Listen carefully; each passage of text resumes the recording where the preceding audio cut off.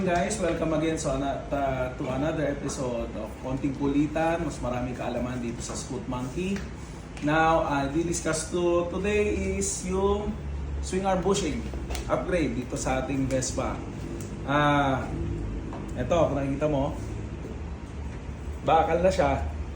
This is made from, I think, stainless steel na bushings. Ito ang replacement dito. Yan.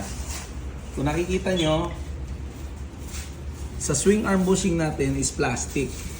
Yung white na yan, plastic. Ito ang ipapalit natin dyan na replacement.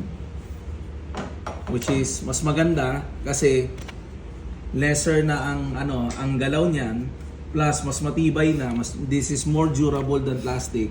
Kasi ito, gumagalaw kasi yung swing arm gumagalaw yun. So, may friction yan dyan.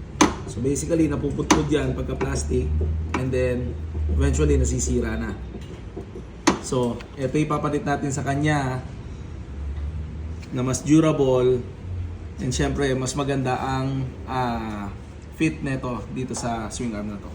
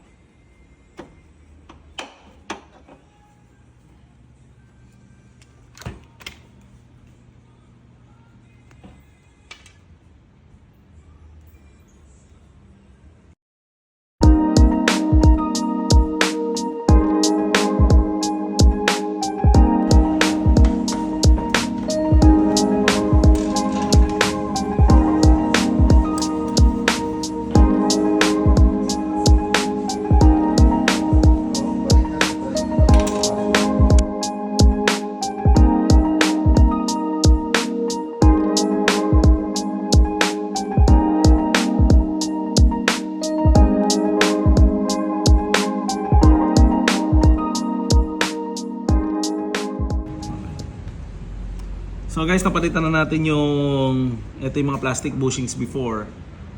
Ito na yung stainless steel, yung bakal na bushing. So mas maganda na yan, mas efficient ang galaw. Mas durable na yan kaysa dito. Okay na yan.